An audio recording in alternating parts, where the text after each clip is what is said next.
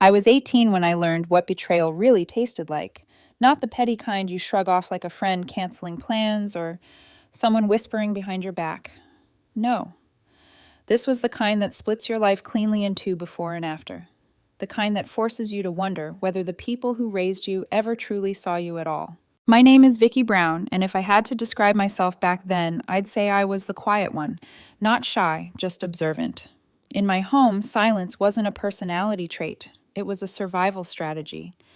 When you grow up with a stepmother who sees you as a living reminder of her husband's past, and a father too spineless to challenge her, you learn quickly speaking up only paints a bigger target on your back. My mother died when I was 5. Cancer. I don't remember much, just the soft humming she made while brushing my hair and the scent of lavender whenever she tucked me in. After she passed, my father remarried faster than anyone expected. Her name was Deborah. I never called her Mom. She hated that, but I didn't see the point in pretending. From the day she moved in, it was clear I wasn't part of her perfect little family plan. I was an attachment she hadn't asked for, like buying a beautiful new house and discovering it came with a leaky basement. Deborah had a son, Brandon, 2 years older than me. If I was the basement, Brandon was the showroom. Tall, charming, loud when he wanted to be, and catastrophically bad at anything that required discipline.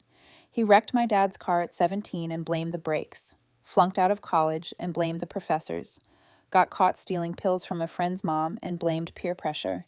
And every single time, Dad and Deborah nodded along like the world had failed him, not the other way around. Meanwhile, I stayed small. I focused on school, worked part-time at a little hardware store, built websites for local businesses, taught myself to code using crusty tutorials at 2 in the morning. I wasn't trying to prove anything. I just liked solving problems. I liked building things from nothing. But I guess when you're not breaking things, no one stops to notice how much you're building. By the time I got accepted into my top choice tech school 3 hours away, competitive, expensive, and everything I'd worked toward, I'd saved up enough for a used laptop, some basic dorm supplies, and a battered old car I bought off the retired mechanic down the street. The rest tuition, housing, all that was supposed to come from my college fund. The fund my mom started before she died. The one Dad swore he continued adding to. Supposed to ends up being a dangerous phrase in families like mine. A week before move-in day, Dad called me downstairs. That alone felt wrong. We weren't a sit-down-and-talk kind of family. If he needed me, he usually yelled across the house or sent Deborah to deliver the message. But that day, he was sitting at the kitchen table, Deborah beside him. Her fingers knotted together as if she were rehearsing sorrow. My heart started pounding in that slow, sinking way where your body knows the punchline before the words arrive. "Sit down, Vicky," Dad said, gesturing to the chair across from them. His voice was calm, too calm. I didn't sit. Deborah gave me a look not cold exactly, more like detached, as if she were stepping away from what she knew was coming. Dad cleared his throat. "We've been talking," he began, "and there's been a change in plans." Of course there had. He went on. "Your brother's had a rough couple of years, but he's clean now, doing therapy, ready to get his life back. There's a program out west, expensive but perfect for him. Real opportunity." Deborah jumped in with her soft practice voice. "It's not just rehab, Vicky. It's holistic recovery, mentorship, career training. He deserves a real second chance." That word deserves pushed something sharp into my stomach. I didn't speak, I just stared. Dad inhaled. "We're using the college fund to help him." The world didn't fall apart, it just twisted in the ugliest, slowest way, like gears grinding in the wrong direction. A part of me had known. Of course, they'd take the one thing my mother left me. Of course, Brandon's redemption arc would matter more than my future. "You're resourceful," Dad continued. "Smart. You'll figure something out. Maybe take a gap year, save up, apply for scholarships." "You always figure something out," Deborah added, like it was a compliment, like I should be proud of being discardable. I didn't argue, didn't cry. I just turned around, walked upstairs, grabbed my laptop and bag, and left. No door slamming, no dramatic exit. Quiet, controlled, the way they'd trained me to be. I drove to an empty lot behind the diner where Deborah used to have lunch breaks, parked, and opened my laptop. My hands were shaking not from fear, but from clarity. I wasn't just alone. I had always been alone. I coded through the night, watching the sun rise through a bug-smeared windshield, making myself a silent promise I will build a life without them. I will succeed in spite of them. And one day when they come back, and they will, I'll be ready. I didn't go home after that. Caleb, a friend I'd helped set up an online shop for, didn't even question me when I showed up, shaking and exhausted at his door. He tossed me a spare key, pointed to the futon, and said, "Crash here." For a while, I thought the silence from home meant they were giving me space. But 2 days passed. No calls, no texts, not a single, "Where are you?" It wasn't a fight, it was a choice, a transaction. They traded me, and they slept fine afterward. I deferred college before the deadline. Not because I wanted to, because I had no other option. I stacked shifts at the hardware store, coded every night on Caleb's table, designed logos for strangers, edited videos for streamers, built tiny tools for local freelancers, anything that paid. Whenever people asked why I wasn't leaving for school, I forced a smile and said, taking a gap year, focusing on some projects. I couldn't stomach the pity that came with the truth. Silence became my armor, but armor cracks eventually. It was mid-October when Brandon texted me for the first time since the day they gutted my future. "Yo, you good?" I locked my phone. Then another message. "Heard you moved out, LOL. Crashing with Caleb again?" No apology, no accountability. Just the same smirk hiding behind a screen. The final blow came days later, a Facebook post from Deborah, a photo of Dad and Brandon standing outside some fancy building in Arizona. So proud of Brandon for starting fresh. Everyone deserves a second chance. My name wasn't mentioned. Not even once. That night on Caleb's porch, warm laptop on my legs, cold air biting at my cheeks, something inside me hardened into steel. They wanted a second chance for him. They gave 0 chances to me. Fine. They'd just built the fire I would rise from. And I was only getting started. Brandon's Facebook post didn't break me. It clarified me. Sitting on Caleb's porch that night, wrapped in a blanket that smelled faintly of laundry detergent and cigarette smoke, I stared at the glowing laptop on my knees and realized this wasn't an accident. This wasn't a misunderstanding. My family hadn't forgotten me. They had chosen to forget me. Once you accept that truth, the world stops spinning. It becomes brutally still. I threw myself into work. 10-hour shifts at the hardware store. Nights spent building small apps for local freelancers or redesigning logos for online clients who paid in tiny, inconsistent bursts. Nothing glamorous, no grand business plan, just small bricks stacked on top of one another until they formed something resembling stability. I stopped checking my phone, stopped expecting anything. But expectations have a way of poisoning you even when you think you've flushed them out. Because 2 months after the meeting, my screen lit up with a message I thought I was prepared for. It wasn't from my dad. It was from Brandon. "Yo, you good?" I stared at it for a full minute, thumb hovering over the lock button. Part of me wanted to reply, not out of softness, but curiosity. What does the golden child sound like when he isn't getting everything he wants? But I didn't respond. Hours later, another ping. "Heard you moved out, LOL. You at Caleb's again?" The LOL did it. The casualness. As if the decision to steal my college fund had been some amusing subplot in his life. Still, I said nothing. A few days passed. No apology, no acknowledgement, nothing but a look. I didn't ask them to do that. I didn't know. All right. The absurdity made me laugh in an ugly way, because if he didn't know, then he knew now. And still nothing. No accountability, no offer to make things right. Just Brandon being Brandon, a permanent victim in a world full of people paid to cushion his fall. But the real slap came in the form of a Facebook post. A shining photo of Dad and Brandon outside a sleek building in Arizona. Brandon smiling like he'd won a prize. Dad's arm around him, proud and beaming. "So proud of Brandon for starting fresh," Deborah wrote. "Everyone deserves a second chance." My stomach twisted. I wasn't mentioned. Not a "we miss Vicky," not a "pray for Vicky while she figures things out," not even a "wish she could have come." Nothing. I was a ghost in my own family. And still I kept going. By late November, my tiny project, the little dashboard I'd built for freelancers to manage clients, began to pick up traction. It wasn't magic. It wasn't viral. It was just helpful. Clean, efficient, a place where overworked designers could manage invoices and timelines without losing their minds. I posted it on a few forums, DM'd it to reviewers, and didn't think much of it. Until one night I checked my email and saw, "We've been using your dashboard with our team. Could we request more features? Happy to compensate you for the updates." A mid-sized design studio, one I'd never even heard of. I added their requested features in a half-day's rush and sent them the update. I expected nothing. Instead, they sent me a bonus. Enough to move out of Caleb's living room and into a tiny studio downtown with one window, creaky floors, and a kitchen sink that wheezed like an asthmatic cat. But it was mine. Paid for by me. It was the first time in months I let myself feel something close to hope. A tiny flicker, a small breath of air, The sense that maybe I wasn't just surviving, maybe I was rising. But hope is always an invitation for vulnerability. And vulnerability is always an invitation for disappointment. A week before Christmas, my phone rang. Dad's name lit up the screen. For a moment, I hovered over reject, the muscle memory of self-preservation kicking in. But some pathetic little piece of me still craved answers. A reason. An apology. Something human. So I answered. Vicky, he said, sounding tired. Glad you picked up. Silence stretched between us. How are you doing, sweetheart? Sweetheart. As if that word hadn't been absent for years. I'm fine, I said flatly. What do you want? He hesitated, then exhaled shakily. Look, I know you're upset. Upset, my voice cracked. You gave away my future like it was the extra change in your pocket. Upset doesn't cover it. Another long pause. Your brother made his choices, he said softly. But he's struggling now. He left the program. Said it wasn't the right fit. Of course he did. He's back home. We're trying, Vicky. But things are tight. Deborah's working double shifts. I picked up part-time work. Your brother's been looking for jobs, but nothing. I snapped. You made your choice. Now live with it. The silence after that was cold and trembling, the kind that stands between two people who will never see each other the same way again. Finally, he said quietly, I heard you started something. A business. Or an app.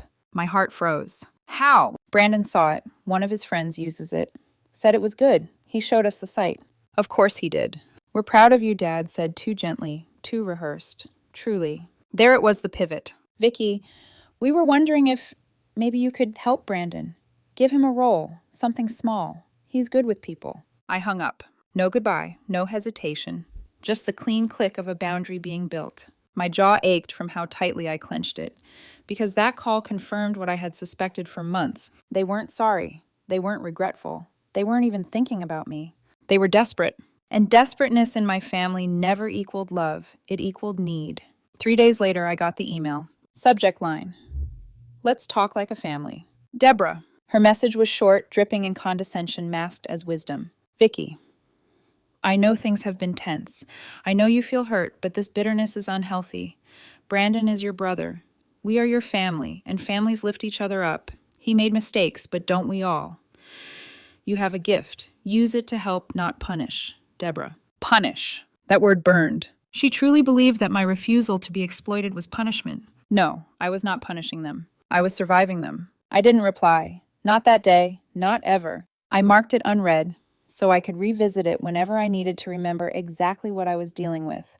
Not a maternal figure, but a manipulator dressed in self-righteousness. From that moment on, something inside me hardened into resolve. They had taken everything from me, but I was nowhere near finished. This wasn't sadness anymore. This was war. The thing about building something from nothing is that at first nobody notices. Nobody cares. You're invisible, tucked into the quiet corners of your own ambition. But eventually, if you keep going long enough, someone looks up and realizes you're not in the same place they left you. For me, that shift started on a gray February morning. The air sharp enough to sting my lungs as I walked home with a bag of cheap groceries. My phone buzzed with a notification. I expected another invoice, another feature request, maybe a bug report. But instead, it was a LinkedIn message from someone named Malene Grayson. Recruiter. Boutique VC firm. Early stage tech investments. Wanted to chat. At first, I assumed it was spam. I was 19 with a dashboard tool built on luck and late-night caffeine, living in a studio apartment where the shower had 2 temperatures, scalding and glacial. Why would a recruiter want me? Still, I replied. Curiosity won. We scheduled a call. I cleaned my workstation for the first time in weeks, pushing energy drink cans out of frame, flattening my tangled hair, and praying my cracked desk didn't look as depressing on camera as it did in person. When the call started, Malene greeted me with warm confidence, the kind I envied. Vicky. I've been following your dashboard since I saw it mentioned on a design forum, she said. You built this alone. I nodded, embarrassed. She smiled. That's impressive. Seriously impressive. The conversation rolled naturally from there. She asked about my goals, my background, why I built the tool. I told her the truth, not the painful parts, but the honest ones. I was overwhelmed. Freelancers needed something simple. I built what I wished I'd had. She leaned in. I like that. Most founders pitch me disruption, innovation, world domination. You're building from empathy. That matters. 3 weeks later, I was sitting in a video meeting with 2 of her partners. A month after that, I signed my first pre-seed deal. Not enough to make me rich, but enough to breathe. enough to hire help, enough to take myself seriously, enough to build. I remember sitting on the floor that night back against the wall of my studio, staring at the digital contract glowing on my laptop. My hands were shaking, not from fear, something else, something close to joy, or maybe relief. I called Caleb. When he answered, I barely said 2 words before he was shouting, "You did it. Vicky, seriously, you did it." But beneath the excitement, beneath the pride, something cold whispered in the back of my mind. They're going to find out, and when they do, they'll come back. I was right. The next morning, as if summoned by success itself, an email from Deborah appeared in my inbox. Subject: family matters. The body was short and nauseatingly predictable. "Your father is very hurt that you won't return his calls. Brandon is in a dark place again. He tried to get a job, but it overwhelmed him. He looks up to you, Vicky. Maybe you could bring him into your project marketing outreach, anything. It would give him purpose. Don't shut him out. He's your brother. Deborah." My stomach turned. They weren't asking, they were expecting. As if my success had always belonged to them. As if I had been building not a future, but a lifeline for Brandon. I didn't reply. Instead, I walked the length of my block 3 times, in the cold hands shoved into my coat pockets, breath fogging the air, while my mind churned. For the first time since leaving home, I realized something: I hadn't dealt with the trauma. I had only outrun it. And trauma always catches its breath eventually. That night, I opened the one contact I hadn't touched in years, Aunt Carol. My mother's sister. Someone Dad avoided after he remarried.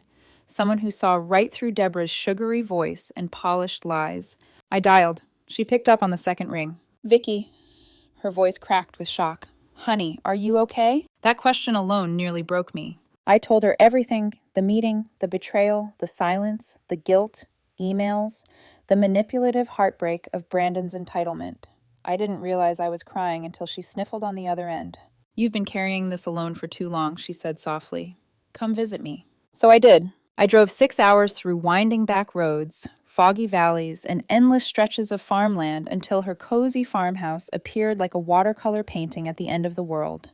The moment she opened the door, I collapsed into her arms. Her hug didn't fix everything, but it made one thing clear. Someone had loved me. Someone still did. The next 3 days were a reset I didn't know I needed. We sat on her porch drinking sweet tea and flipping through old photo albums. She told me stories of my mother, real stories, not the sanitized half-truth versions Dad used to share. She was stubborn, Aunt Carol said, flipping a photo of my mom holding a drill and smiling like she'd won a fight. Once spent a week building her own birdhouse because she refused to buy one. I laughed through tears. "You're just like her," she whispered. "You build things when other people quit." For the first time in years, I believed it. When I drove back to the city, the fog inside me had finally lifted. I was done letting wounds dictate my worth. I wasn't the forgotten daughter. I wasn't the backup plan. I wasn't the sacrifice they needed to uplift Brandon. I was Vicky Brown, and I was about to become someone they could never overlook again. The next few months blurred together in the best possible way. My platform grew. Design firms recommended it. Small agencies began using it. Freelancers tweeted about it. Revenue trickled in steadily, small but steady. I hired 2 remote developers, a content strategist, and a community manager. My apartment was still small, but it felt bigger with purpose inside its walls. But the more I grew, the more my family reached. Brandon started messaging me directly now. "Heard you raised money. Congrats. Proud of you." "Don't ignore me, Vicky. I'm serious. I could help with marketing. I've got ideas." Then, "You think you're better than me now, just because you made an app, and finally, I need this, Vicky." Not a request, a demand. I read the words over and over, feeling that old ache simmer beneath my ribs. The ache of every time I'd been expected to clean up Brandon's catastrophes because he simply couldn't handle a world that didn't bow to him. I wasn't a safety net, not anymore, not ever again. So I shook off the old fear, set my laptop on my desk, and looked around my tiny studio. The same place I'd once feared I'd never grow beyond. Only now it felt like the beginning of something bigger. The laptop was new. The software was paid for. The code inside it belonged to me. Every line of it. Every late-night decision. Every rebuild after a crash. This life was mine. And for the first time, I realized something astonishing. I didn't owe those people anything. Not an explanation. Not forgiveness. Not a job for their favorite child. But what I didn't know, what I couldn't know, was that they weren't done. Not by a long shot. And the storm they were about to unleash, I had no idea how ready I truly was. Because the world was about to hear my story. And so were they. Success doesn't announce itself. It creeps in quietly like sunlight slipping under a door. One day you're grinding in the dark, and the next the world tilts ever so slightly, just enough for the people who ignored you to suddenly notice your glow. For me, that shift came in the form of a name I recognized from tech Twitter. Sarah Jennings, a journalist from Nextmaker Weekly, one of those rising newsletters everyone in the indie dev world secretly hopes will cover them someday. Her email subject line read, "Your story stood out." My breath caught. Inside, she wrote, "Vicky, a mutual contact from Tetra Moline mentioned your platform. I've been following your dashboard since the early soft launch. Would you be open to a profile? Your work is impressive, but your journey is what interests me most." My journey. She didn't know how heavy those two words were. Still, I agreed to a call. That Friday, I cleaned my workspace like I was preparing for surgery. I hid the pile of ramen cups, straightened the single plant I kept forgetting to water, and angled the camera so nobody would see the peeling drywall behind me. When Sarah appeared on screen, she was exactly what I expected, and nothing like it. Sharp eyes, soft voice, the calm confidence of someone who talks to dozens of ambitious people and still manages to make each one feel seen. We went through the usual how I built the platform, what inspired it, my roadmap for the next 6 months. Then she tilted her head, perceptive, curious. "Vicky," she said off the record, "what really made you build this?" For a moment I froze. I could have lied. I could have shrugged and said something generic about productivity tools or freelance chaos. But something in her expression, the sincerity, the lack of judgment, cracked me open just slightly. "I lost my college fund," I said quietly. "Unexpectedly. Someone I trusted made a choice that left me with nothing. So I built something instead. Not everything. Not the cruelty. Not the betrayal. Not the silence that followed. Just the truth softened enough to say aloud." Sarah nodded slowly. That's the angle she whispered more to herself than to me. "The world needs stories like yours." When the interview ended, I felt lighter and strangely terrified. Because if Sarah told my story well enough, the world would hear it. And so would the people who tried to bury me. The article dropped a week later. From Betrayal to Bootstrap, How One Young Founder Built Her Future from a Car Seat. The title alone made my chest tighten. It wasn't viral, not at first. But it didn't need to be. It grew the way real things do, steadily, honestly. Developers shared it. Designers posted screenshots. Angel investors retweeted it with comments like, "This is grit." My inbox exploded. So did my user base. And then right on cue, like moths to a flame they once tried to smother, came the messages from home. The first was from Dad. I read the article. "I'm proud of you, Vicky. Maybe it's time we talked. There's a lot that was left unsaid." Then Deborah. The article was beautifully written. "You've always been special, Vicky." Brandon was moved to tears. "He's been trying, you know. Maybe you could give him a project. Something small." And finally, predictably, Brandon. "Yo, for real, that article was insane. Mad respect. I've got ideas. Legit ones. Been sketching marketing stuff, reels, content, maybe a podcast. Let's link up. Talk shop like professionals." I laughed. A podcast, of course. Brandon always believed success was about the spotlight, not the grind. If he just looked like he was winning, people would believe it. But what they didn't know, what they couldn't have known, was that I had been preparing for this moment. While they were reaching out with fake humility wrapped around real entitlement, I was assembling something else entirely. A plan. The setup began with a single text to a friend from a coding Slack channel, Alan, a back-end engineer with no filter and a genius-level brain, someone who didn't care about drama guilt or family politics, only code. "You still looking for part-time work?" I asked. He responded with 3 emojis. Translation: yes, absolutely. Next, I hired a UX designer from Berlin, a brand strategist from Toronto, a customer support lead from Atlanta, a real team, a real foundation.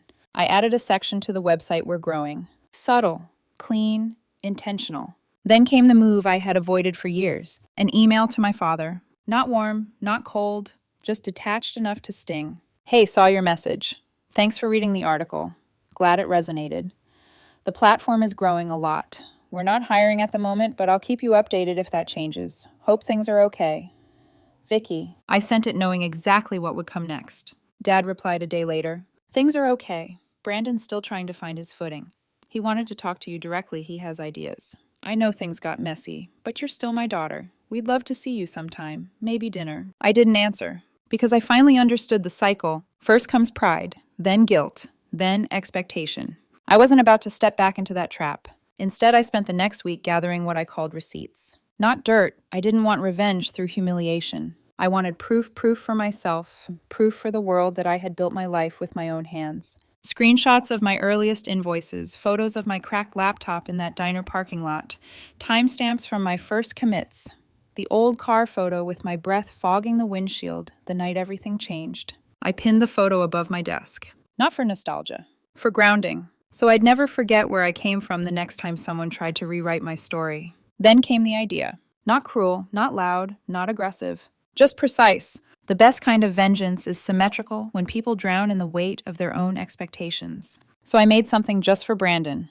A private hidden landing page on my company's website titled, "Join our team partnership opportunity." The description read like it was tailored to his ego. A rising tech platform is seeking a charismatic face for brand marketing.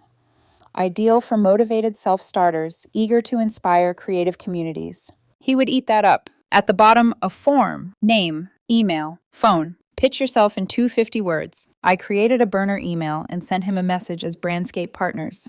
Hi, Brandon. Your name came up through a podcast loop. We thought you might be a good candidate. Apply if interested. He applied that night. Pages of rambling about authenticity, inspiring others, real struggle, marketing instincts, strategic visibility. I read every word. Then I sent phase 2. Thanks for your application. You're being considered for a partnership interview.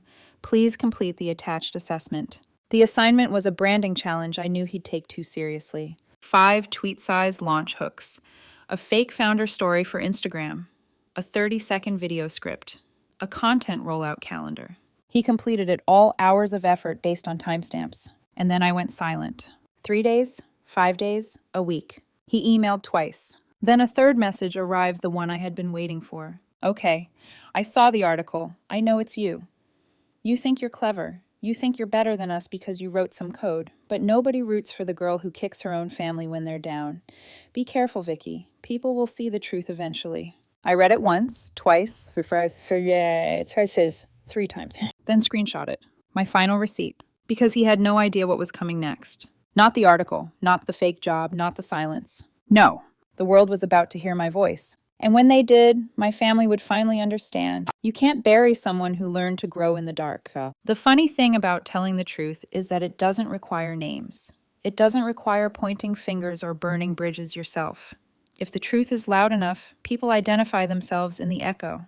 That's exactly what happened next. After Brandon's angry message, the one where he tried to twist my boundaries into cruelty, I didn't argue. I didn't defend myself. I didn't respond. I simply moved on to the real play. Because while he spent days pitching himself to a company that didn't exist, I had been preparing something far more powerful, the chance to tell my story on my own terms, in my own voice, with no room for anyone to rewrite it. A podcast reached out, a growing series known for spotlighting entrepreneurs with grit, redemption arcs, comebacks, people who built something out of nothing. When the producer asked if I'd be open to sharing my journey, I said yes, before I could talk myself out of it. The recording day arrived on a crisp Monday morning. I sat at my desk mic, positioned carefully, hands trembling just slightly, not from fear from the weight of finally being heard. The host, a woman named Raina, had a voice that felt like warm sunlight. She guided me gently, letting me set the pace. Vicky, she said, your product is brilliant. But stories don't begin with success. They begin with a moment of fracture. What fractured your world? I inhaled. And then I told the story. Not the messy parts. Not the screaming inside my chest. Not the shattered pieces of a girl who realized her dreams were disposable in someone else's hierarchy. But the truth. I talked about the night I learned my college fund was gone. I talked about betrayal dressed up as sacrifice. I talked about coding in my car as the sun rose through a fogged windshield. I talked about building something because I had nothing left. I did not say my father's name. I did not mention Deborah. I did not utter the word Brandon. But the shape of the story was unmistakable. Raina listened silently, then whispered, "When family closes the door, you build your own house." The producer turned that line into the episode title. It dropped at 7 a.m. By noon, it had 50,000 listens. By the next day, over 100,000. Comments poured in messages from strangers who found a piece of themselves in my voice. I'm the Vicky in my family, too. You helped me take my power back. I cried listening to this. Thank you. Your story lit a fire in me today. Teachers from my old high school emailed me. Designers tagged me. VC scouts asked to talk. And right on schedule, my family imploded. The first message came from Deborah. I heard the podcast. You didn't have to do that. People are asking questions. Your father is getting emails. Brandon is humiliated. I hope it was worth it. There it was, the tone that had raised me. Disappointment masquerading as moral authority. Guilt dressed as maternal concern. Manipulation wrapped in pity. I didn't respond.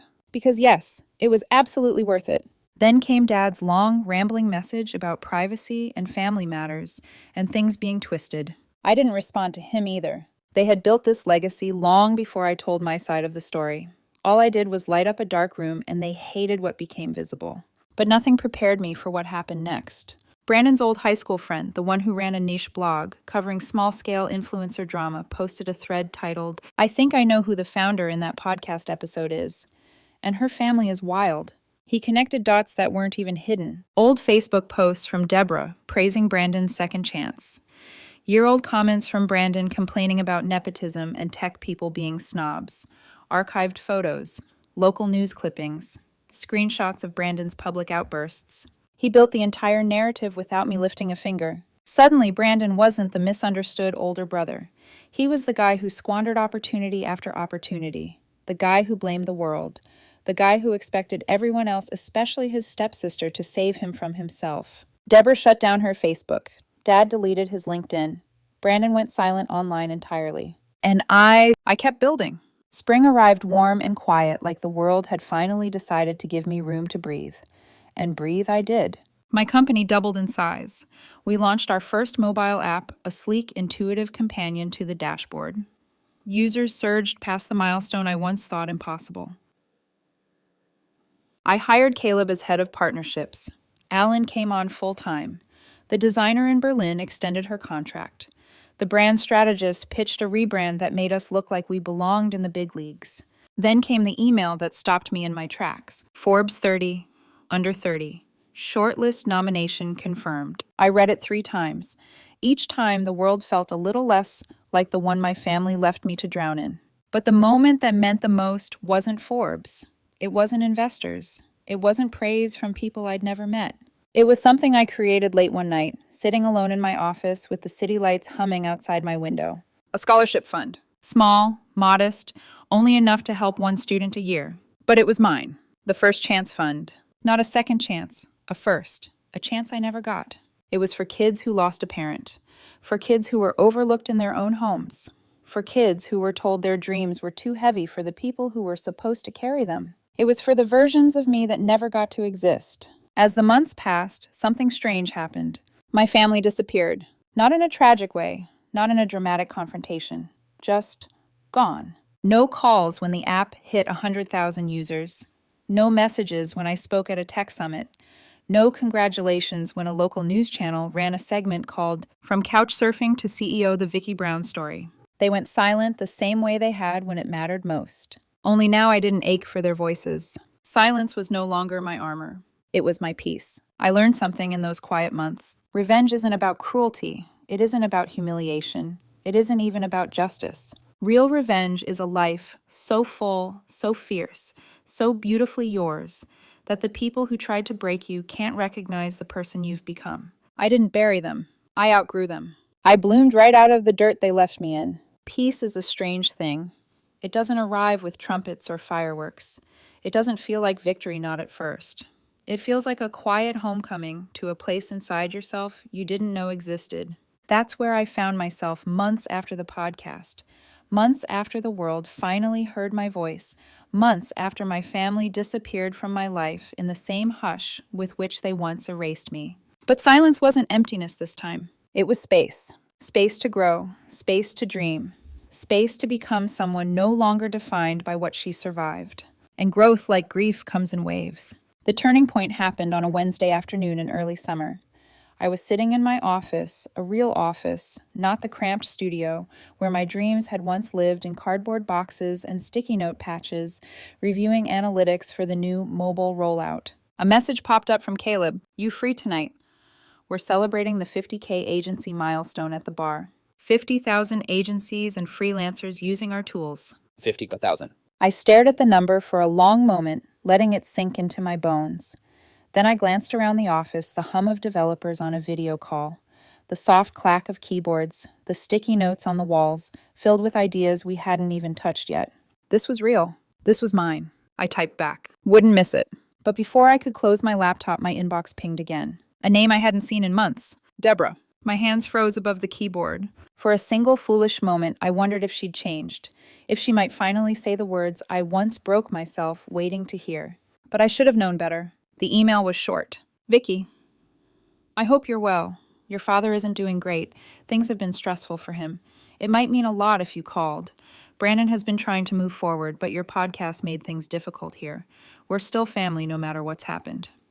Deborah. I read it once, then again slower. My father isn't doing great. Brandon trying to move forward.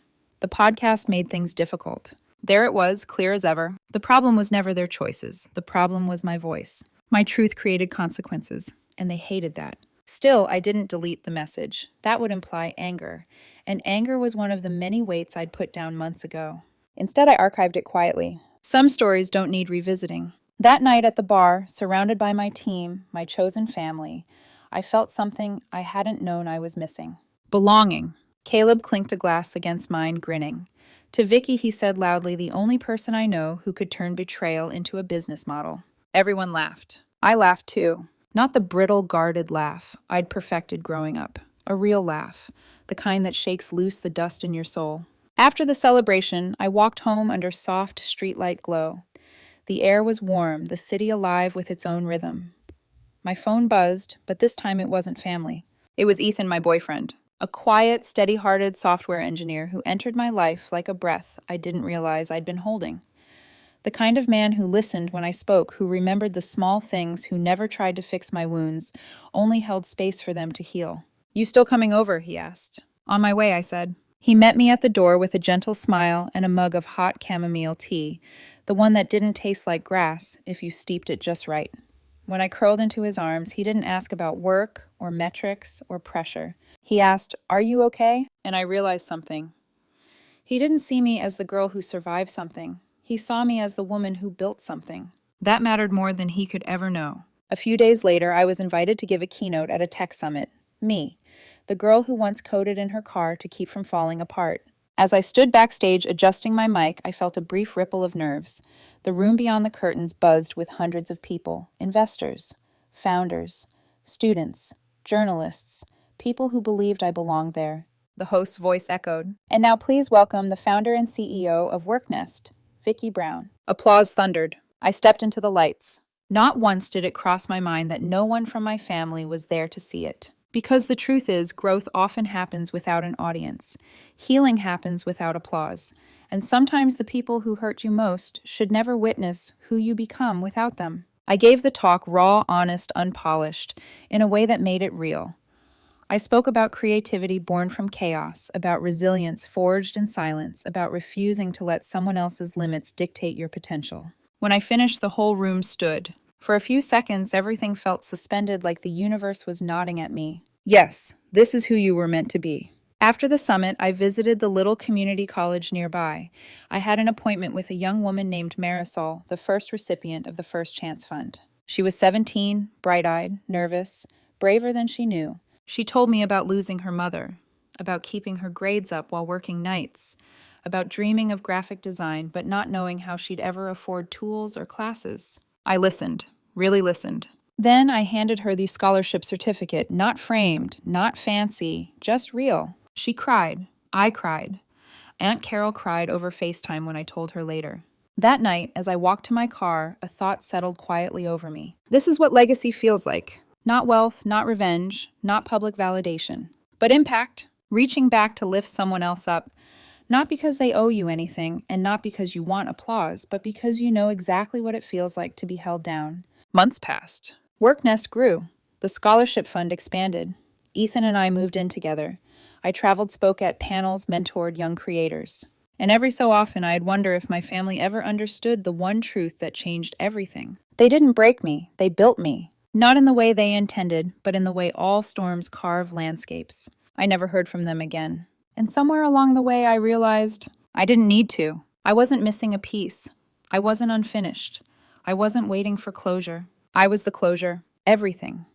I became every success, every milestone, every act of generosity was written on pages they tried to tear out of my story. But the thing about people who try to bury you is this: they forget the power of roots. You plant one seed, one idea, one act of defiance, one moment of choosing yourself, and the whole world can grow from it. That's what I did. That's what I'm still doing. And if they ever happen to see me now, the woman who rose without their approval, without their name, without their help, they still wouldn't recognize me.